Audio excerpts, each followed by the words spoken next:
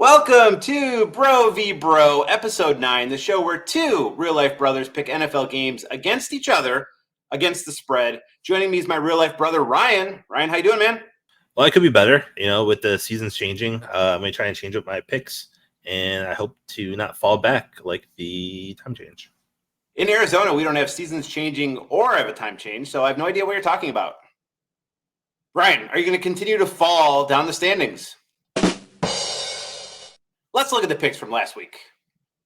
As you can see, another winning week, my sixth winning week in a row. The Cowboys came through for me as my most confident play.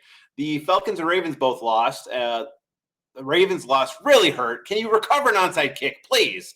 The Vikings and Saints both came through for me. So I was 3-2. Ryan had two pushes. The Commanders and Jets both pushed. So we got half points on those. The Steelers and Texans lost. The Bengals came through for you, a huge win in San Francisco, so that was a great pick. But I won the week 8 points to 6 points, which means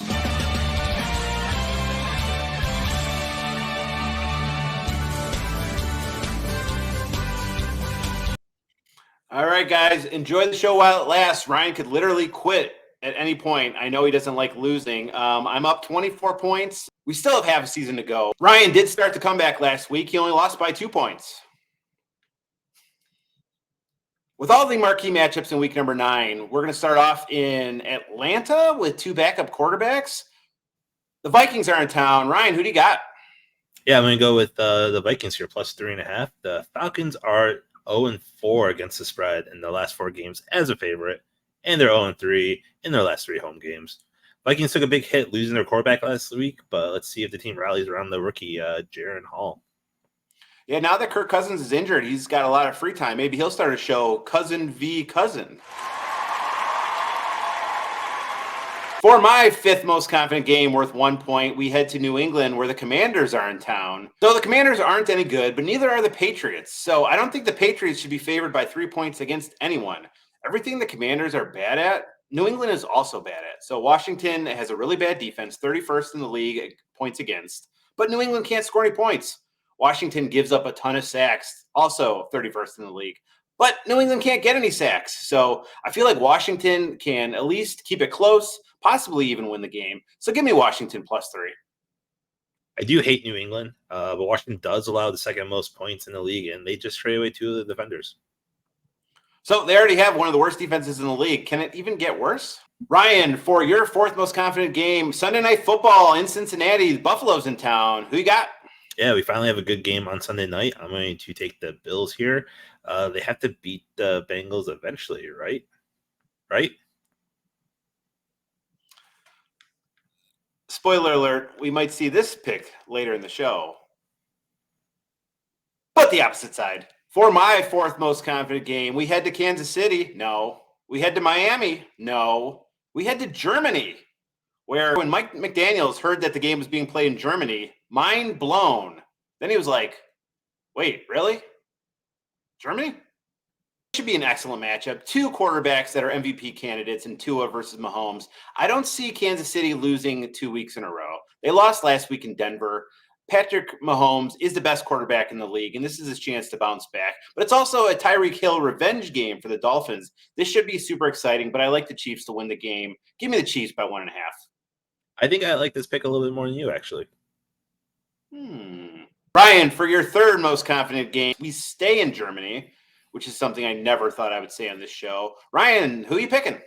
Well, I'd love to disagree with you and pick Miami to try and get some more points against you, but Mahomes is 7-3 against the spread as a favorite of 1 to 3 points. I will take Kansas City here. For my third most confident game, we head to New Orleans where the Bears are in town. So I know what you're thinking. You're going to say that I'm picking against the Bears because they're playing their backup quarterback, Tyson Bagent. But they also have a terrible defense too. So the Saints have been surprisingly pretty decent lately. And the Bears last week against the Chargers, running back Austin Eckler destroyed them out of the backfield with 97 yards receiving.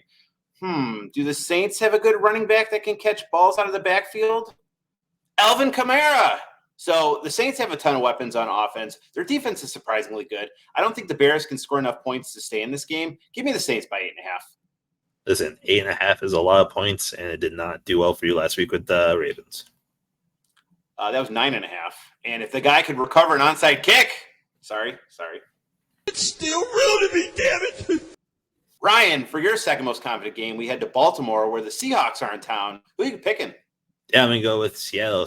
Statistically speaking, the Seahawks have performed better on the road this year than at home. And Pete Carroll and Geno Smith are both about 60% as underdogs with Seattle. I will take the Seahawks +6. Not so fast, my bro, as the mummified Lee Corso always says. I am picking the Ravens by 5.5 as my second most confident play, worth 4 points. So Seattle's traveling across the country to Baltimore. It's funny that these two teams are the teams that beat the Lions this year, the only two losses of the Lions.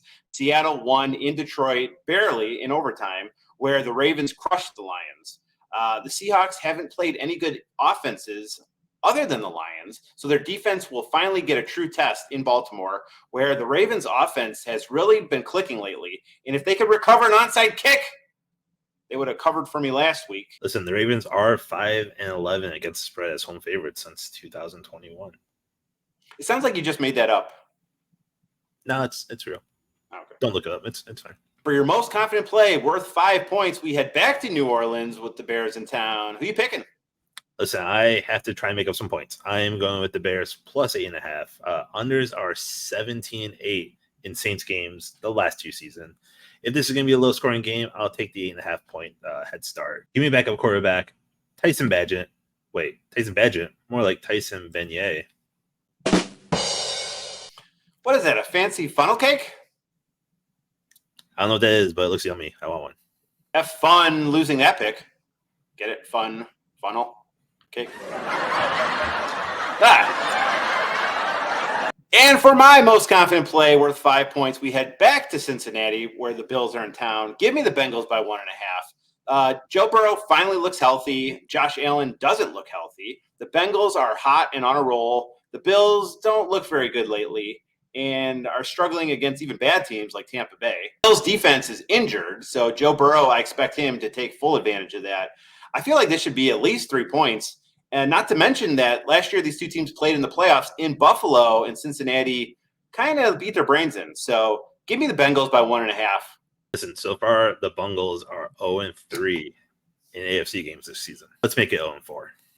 So here are the picks for week number 9. Put in the comments below, who are you riding with this week? Don't forget to like this video, subscribe to the channel, and please let us know your picks for week number 9. Tune in next week for more Cousin v. Cousin. No, Bro v. Bro. The internet's most famous family member picking NFL show. No, but for real, Kurt, don't start cousins versus cousins. We're coming for you, Kurt. I mean, the beignet does look pretty good. I'm hungry. And boom goes the dynamite.